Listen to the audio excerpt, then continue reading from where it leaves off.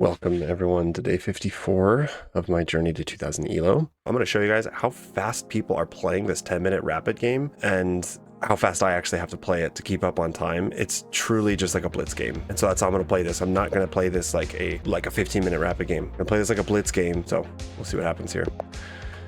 All right, and I'm going to play a London. It's 1705. I don't even know. Galicia.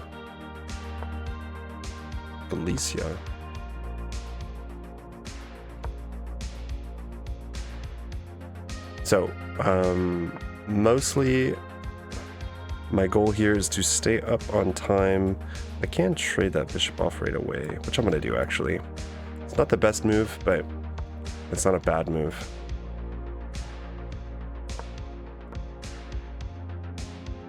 If knight h5. Okay. Let's go ahead and just... Well, we actually could poke that bishop. I like that. Let's go h4. Not really threatening h5, but I could actually... I should have gone knight e5. So yeah, see, I'm still down on time. I'm still down on time. It just goes to show how fast people are truly playing here. Let's go... Definitely a3 to stop knight b4. Just see what happens. Just see what happens when I play this like a blitz game. What I found yesterday, I was actually playing some 10-minute games, is that when I play faster, my opponent, of course, plays as fast as they already were, or faster. Ultimately, both of us play some pretty terrible chess because it's blitz. Tons of missed wins, tons of missed tactics. But I won 2 games. Okay, we're just gonna... That's not a problem at all. Fuck the bishop back. I won those games though. It's like I played bad, but they played worse. Oh yeah, that pawn was hanging.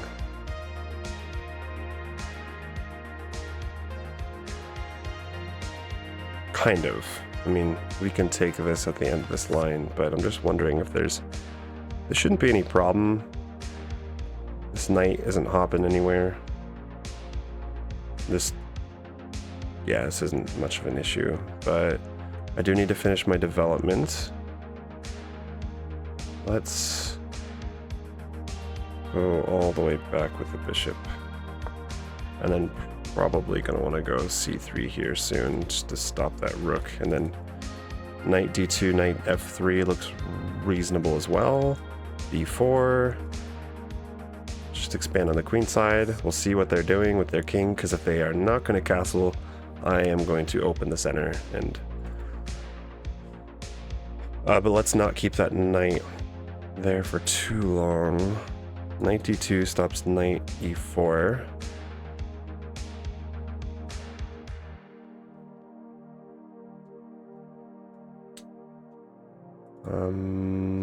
And then eventually we'll figure out what to do with these rooks. That is a free pawn. Takes. You know what? Let's do that. We're gonna take with a bishop, because if they want to open up the center with their king still in the center there, happy to oblige. And then we might throw in knight f3. This is protected, so that's a free pawn. Very tricky. This knight needs to get out of here, though. This hits the queen, and... Okay, so now... Let's get this knight right out of here. Now this is probably a moment where I got 8 minutes on the clock. Isn't it crazy? I mean, seriously, guys. People play this. It's just like blitz chess. 2 minutes and we're already in this kind of a position. We've traded off 3 minor pieces. So I'm going to take a second now because it's very important. I'm pretty sure that I'm winning. That was a free pawn, but I want to make the best move here to make sure. So the rook is hitting the c2 pawn. If I move the queen over to hit the knight, I'm expecting maybe... I mean, that knight is trapped though. That's the thing. That knight is trapped unless maybe they want to go queen d7, but that just seems like it's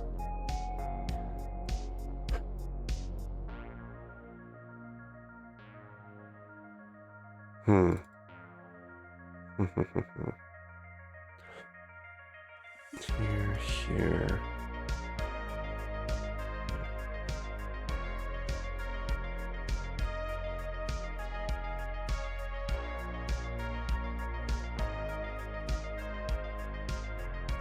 The other benefit, I would say, what if here castles that loses knights? They have to. It just looks like it makes a threat, so I'm gonna go ahead and do that. Another thing I noticed is that the more time that I'm taking to think, also, you know, it gives your opponent time to think. And all right. So now we do have to stay on this diagonal to protect that C2 pawn. I really don't want the rook penetrating, so here.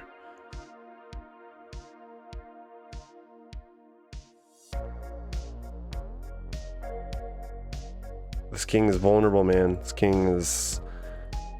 If they get castled, I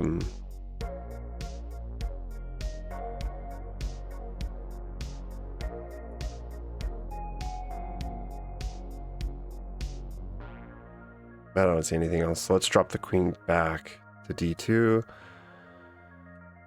Maybe just scoot the rook over. The question is, which rook do I want to scoot over, though? Isn't this just a free pawn as well, though?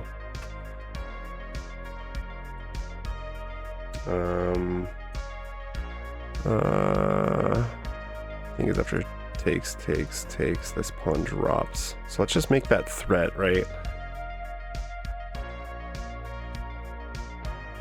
I think I would want to, I want to use the F rook. I don't really need him next to the king right now.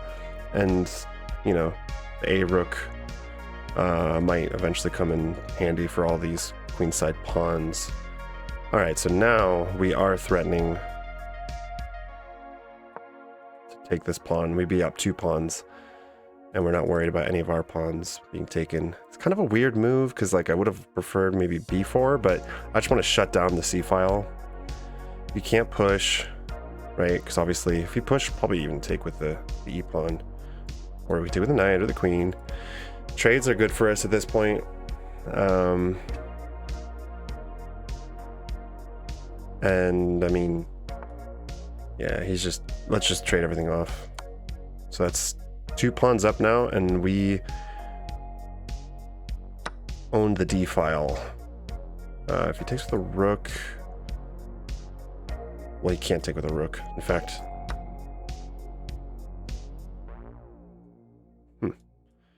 here, there, huh?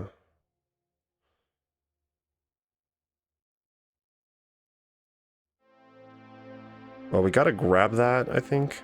I don't see any tactics in terms of him winning this knight. If he slides over with the other rook. So now we're just gonna double the rooks up. We're going to say that we're 2 pawns up and try to get some trades in. And pretty soon here, activate the king, because this is the only open file. So now I think the most important thing in this game is going to be owning that open d file, and then eventually activating the kings and going pawn hunting. Going to trade on this 7th rank. Absolutely open to trades. Not going to think twice about that. In fact, let's just offer some more. So if I can't win this 2 pawns up, but do I think if he blocks, it's probably more precise, yeah, to just double my rooks up. I want to keep my rook on the 7th rank. That rook is putting pressure on all of black's weak pawns. My pawns could be weak, right, eventually, but his only way of attacking my weak b pawn is on the d file. So I mean, yeah, here, like, just take another free pawn, huh? Wait, no, that's not free. What am I talking about? So maybe we take, send the king back, and then start marching our king.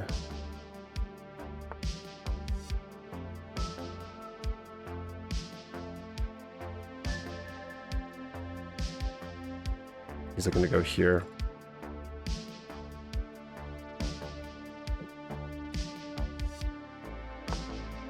Here, here. I mean, we could go here.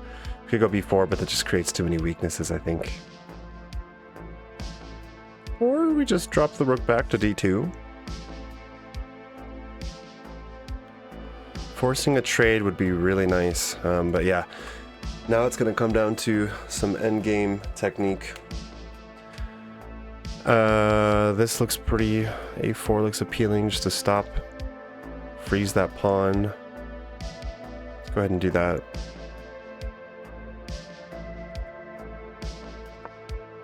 And then really, let's, yeah, bring the king in. And we'll start going after black's weak pawns once I know that my king is like close enough to kind of, close enough in the center to kind of protect any weaknesses that I might have. Yeah, so here I'm just going to, let's see here. Yeah, I can't go. So let's rook d2. You can't go rook b4 to threaten that pawn. The c pawn's protecting that. I'm assuming he's going to try to bring his king forward, and I'll do the same.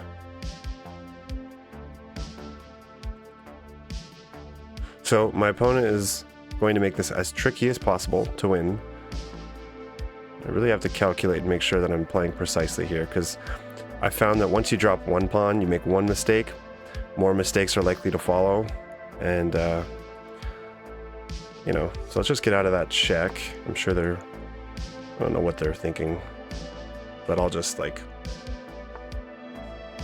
go here. Let's just go here, activating the king. There's no way for them to give me checks. Nothing really for them to do. Now I'm just going to go after here, here, here, right? Where else are they thinking of going? Here, here. Oh, they're too late. So here takes...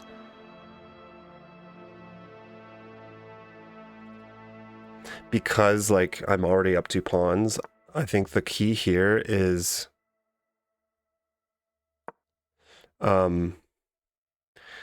attack, don't defend, attack. I'm fine with trading, right? Like if he takes a pawn and I take a pawn, that's totally fine.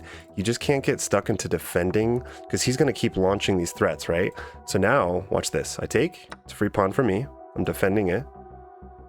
I can go here maybe, let's think.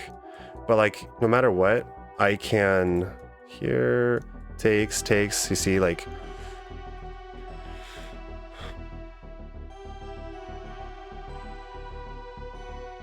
okay, so now this might not be the best move, but let's go b3. He's going to threaten that pawn again. I'm going to go rook b5.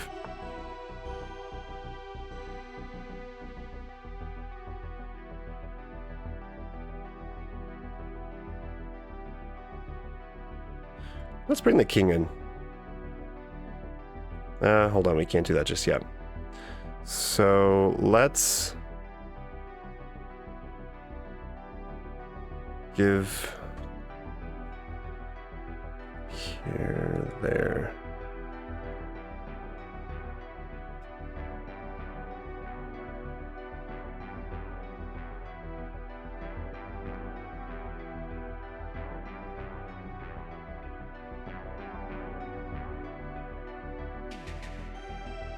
Let's not lose on time.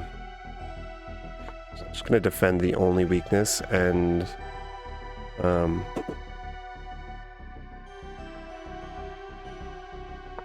let's start pushing my pawns. It's the only weakness, and I don't really see how they can take it, so I don't think that I'm playing this like the best way possible, but that's okay. Ideally, we make a little cave for the king here and then just slowly march the pawns.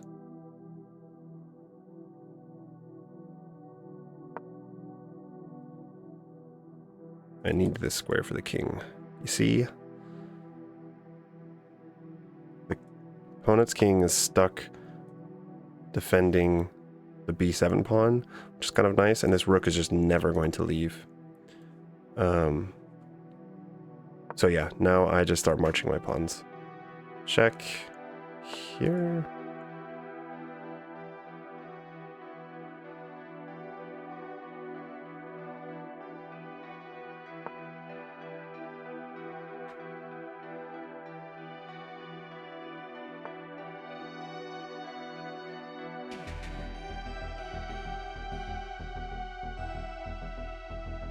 Here for a trade. I feel like now I want to contest the D file. Because he can't trade at any point. If he trades, it's kind of game over. And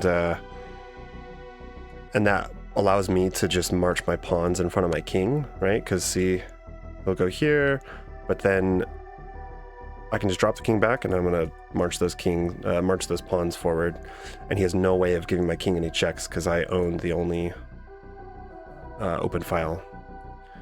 The king can't penetrate because the rook's cutting that off. But this might come down to I might have to flag. I have to be careful of time. So I'm down 30 seconds, and I have to pick up the speed here. Here, that was probably a mistake. Yeah, it's probably a mistake.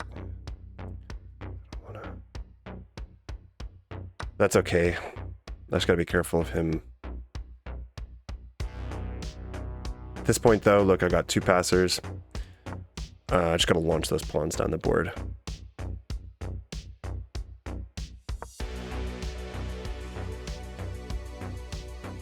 Check. That's my plan. If he goes all the way back, yeah, that's a good move. We have to go here now, I think. He's gonna give me a check. I'll drop back down. Because that's the only weakness they can go after, right? So make sure I stay up on time. Okay. And then he can go in there and try to take all the pawns he wants to. I am going to go after his pawns. Okay. Again, I think it's important not to try to like defend your opponent's threats. In this kind of situation, you have the bigger threat, so you have to stick with that. I have this pass pawn.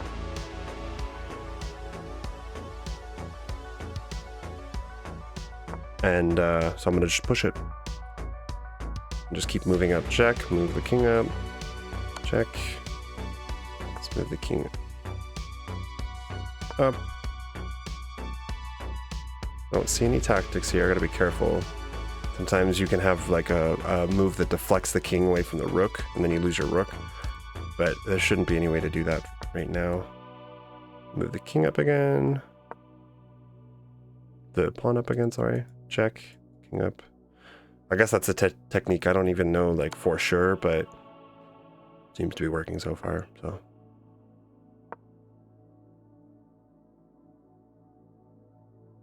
What's funny is that we can actually just grab that pawn really quick. But all right, so I had 0 blunders, 1 miss, 0 mistakes, and 1 inaccuracy. We got a London. Forgot what this variation is. Just accelerated London system for the moment. Like I said, this is not the best move, Bishop D3, but I just like it because I know it's not terrible. And I went H4, A3 to stop knight B4. The castle, drop the bishop back. This was actually a mistake, but I must have. I could have started with bishop takes, right? No. Queen B3. Wow, okay. Queen B3, why? If the rook defends, do we take? Knight takes, here, bishop takes. And then if he tries to attack our bishop, do we take on B7? That's pretty, yeah, that's kind of a computer move, I would say. As a blunder, free pawn. Looks like taking with the bishop was best. Luckily, I gotta be honest, luckily I had knight f3 because this could have, in some lines, you know, mate is like unstoppable. When you get the knight here on g4 and the queen is on h4, you know, doesn't even matter if you move the pawn, right? Because the knight's covering that square, so it's forced mate. This, luckily I had knight f3 because I should have seen that move. And then usually you don't want to leave a, you know, your enemy's piece on your side of the board, but there's no way to kick this knight out and no real need to just yet. But yeah, definitely didn't want to leave that knight there. So queen f5 was a mistake or an inaccuracy. Just c3 was best here. Now I win that pawn by force. Trade the queens by force. Take another free pawn. He wants to offer trades. Great. Trades are good. Here, I think it's going to say this is a mistake. Why? Because it helps. It's still okay, but it helps black kind of contest that file. Although it doesn't really matter, because if you trade at this point, you're flat out losing. You're down 2 pawns in an endgame. So I prefer just keeping my rook on that 7th rank. And then let's see how the endgame was. I think I played this pretty well, but you got to be careful. These endgames sometimes aren't the easiest to win. In those kind of endgames, just look for, you know, any opportunity you have to force the remaining pieces, force the rooks off. And then, yeah, like, don't give in to your opponent's threats, because that's the only thing they have going for them, is trying to, like, confuse you and play tricky moves. When they have 1 pawn, you have 4 pawns. Like, literally just pick a pawn, push that thing down the board, make sure you're not blundering. That's what I did. Like, here, there's nothing black can do. All right.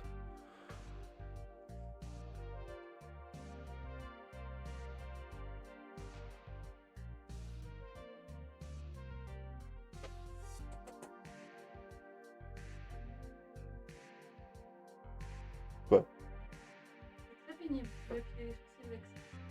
All right.